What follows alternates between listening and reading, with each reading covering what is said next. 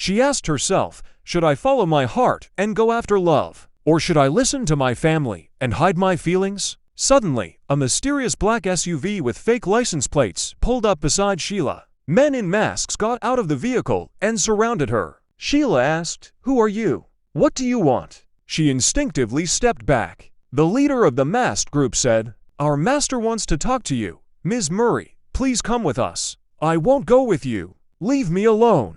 "Catch her," the leader ordered his men, and they quickly rushed to stop Sheila. "Let go of me." She struggled as she cried for help. "Sorry, Ms. Murray, but we must take you with us." The leader signaled his men to put Sheila in the car. Then, they drove away, leaving one of her shoes behind. Meanwhile, inside Zephyr Lodge, Dustin was drinking with Kieran gang members that night. They were toasting Maximus's leadership of the Flame Dragon Guild, which had been vacant for a while. Despite recovering from his illness, Gregory still hadn't given up drinking. At that moment, Dustin's phone rang. An unfamiliar voice said, "Hello, Mr. Reese. Your girlfriend, Sheila, is with us. To ensure her safety, bring the Cherusia to the Northern Steel Factory. Remember, you must come alone." The call ended abruptly, and then a video was sent to him. In the video, Sheila was tied up with masked people surrounding her. Dustin's face darkened as he watched the video. He hadn't expected Sheila to encounter trouble right after he left the hospital. He guessed the kidnappers must have already planned this meticulously.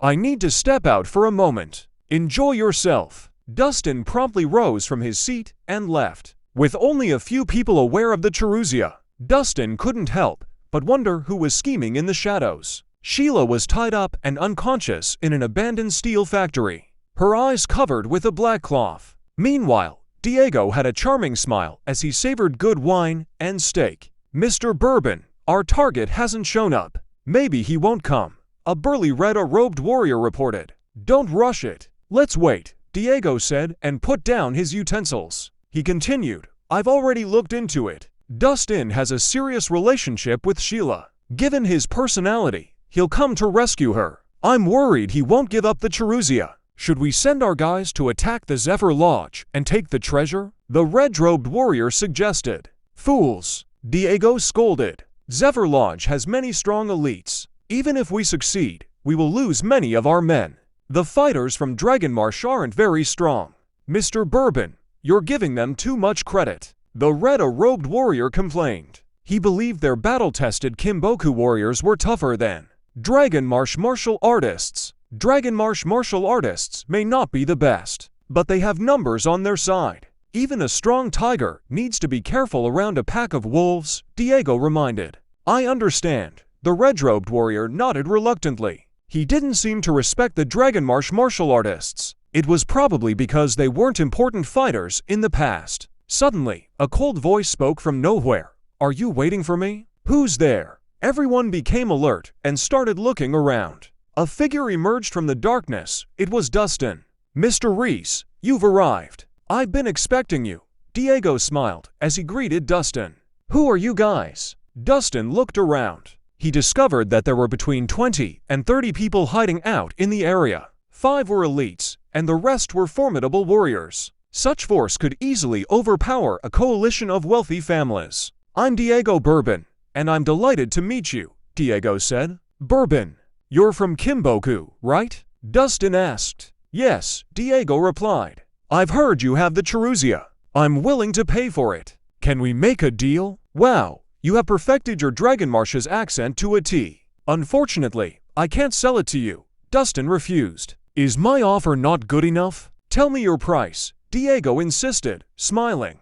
"I don't like being threatened. By arranging this meeting like this, you've already crossed a line.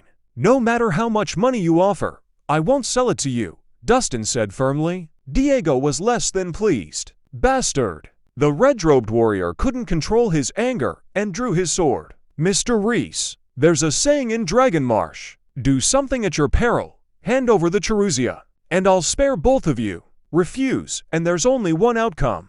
Death," Diego threatened Dustin.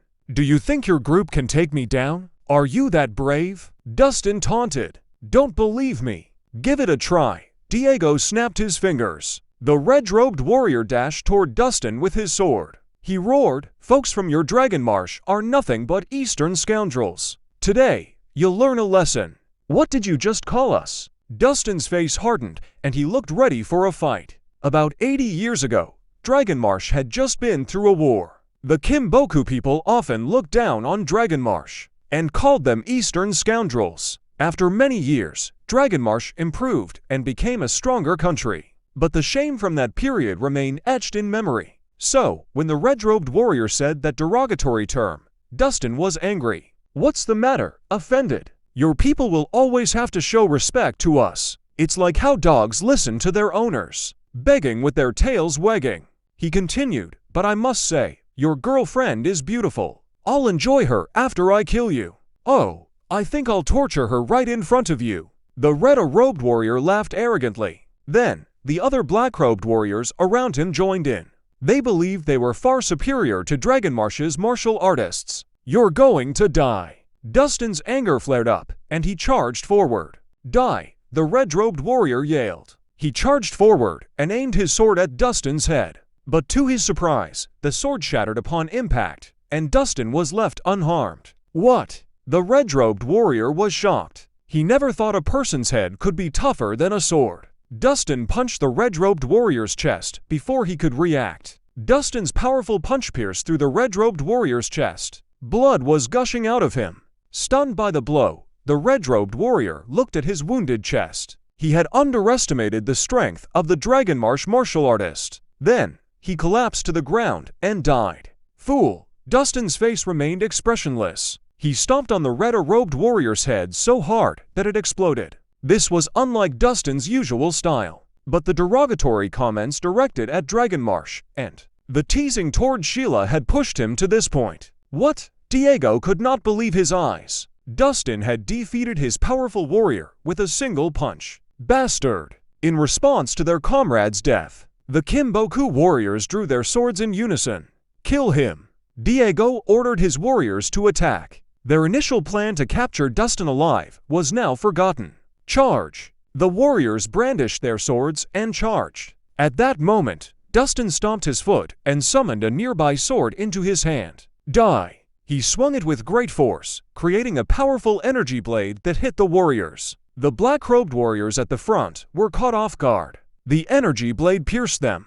At the same time, the four red-robed warriors tried to block Dustin's energy blade, but failed as their swords shattered. Dustin's energy blade sliced through the warriors and tore down a wall. At that moment, the afflicted warriors stood frozen as if turned to stone. They dropped to the ground in a spray of blood seconds later, their bodies now severed at the waist. One slash. Diego was shocked. He could not believe that a single slash had taken the lives of over 20 powerful warriors. "Is this guy a monster?" Diego muttered. "Okay, it's your turn." Dustin glared at the scared Diego. "Mr. Reese, let's talk it out. No need for a showdown. I'll return your woman and leave, never bothering you again," Diego begged. He had over 20 warriors at his disposal, but they were no match for Dustin. He couldn't believe Dustin was this terrifying. "Your fate was sealed when you kidnapped someone. Words won't save you now," Dustin declared, raising his sword. "Wait!" someone shouted. Then, Jaden stormed in with soldiers, followed by Vivian and Evan. "You came just in time. These Kimboku people attempted to kidnap Sheila. Arrest him and bury them," Dustin said, pointing to the lifeless bodies on the floor. "Shut up, you have no say here," Jaden retorted. He was surprised to see Diego. "Diego, is that you?" Diego was equally surprised. He had met Jaden during their studies abroad, and they were acquainted. "So, what brings you here?" Jaden asked. Diego was speechless. He couldn't confess to kidnapping Sheila and using her as leverage against Dustin.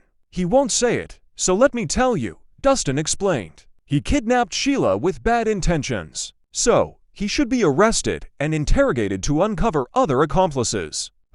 Jaden furrowed his brow. "Jaden, it's a misunderstanding. Don't buy into his nonsense." Diego began to deny it. He knew confessing now would seal his fate. "Diego, whether it's true or not, I'll conduct a thorough investigation. I won't wrong an innocent person or let a guilty one escape," Jaden asserted. Then he turned back to Dustin.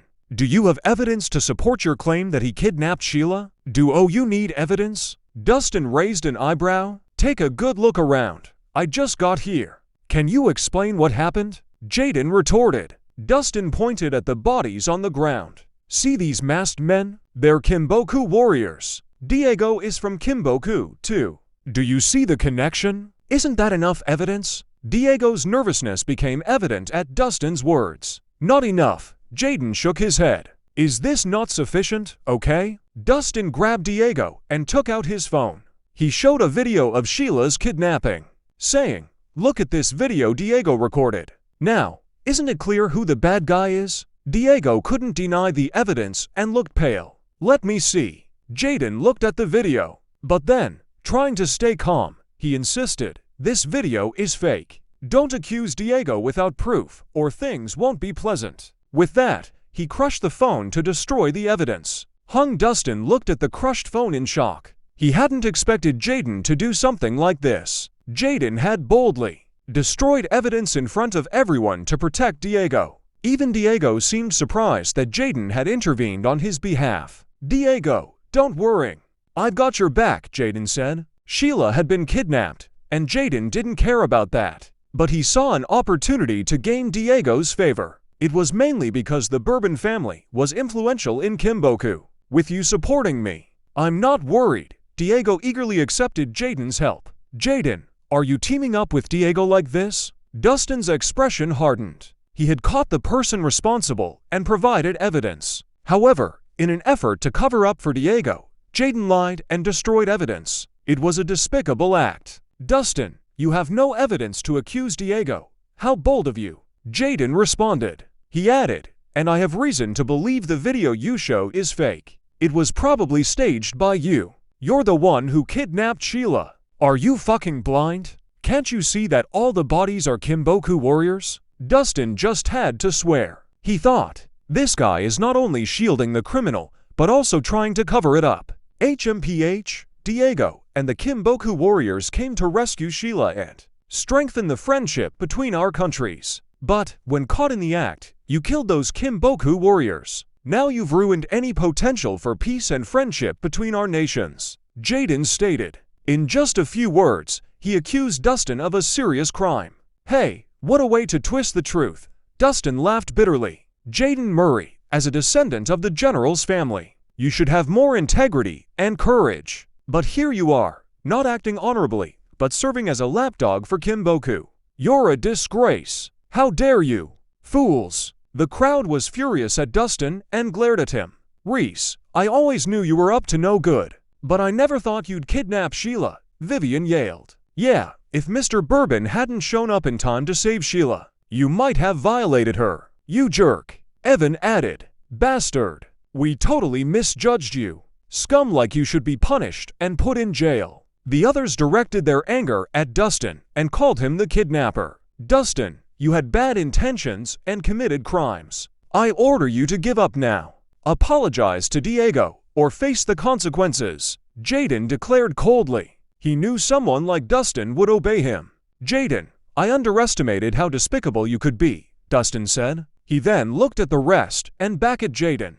You might be good at this, but you messed with the wrong person today. Do you really think you can blame me for a crime with mere words? Or can you take me on? What? You dare to resist? Jaden sneered. Look around you. Everyone here follows my orders. If you act recklessly, you'll be shot. Mr. Reese, bullets stray. Just give up, Diego bragged. He knew the folks in Dragon Marsh often fought among themselves and began to enjoy the show. Reese, if you want to stay alive, surrender now. Otherwise, you'll regret it. Vivian and her arrogantly group declared Jaden. You're playing with fire, Dustin warned. He added, out of respect for General Murray, I don't want violence. Leave now, and we can forget what happened. But if you keep protecting Diego, I won't show you mercy. Mercy. Jaden laughed and thought Dustin was a fool. Dustin, who do you think you are to threaten me? I can kill you with just a word. He snapped his fingers, and all the soldiers behind him pointed their guns at Dustin.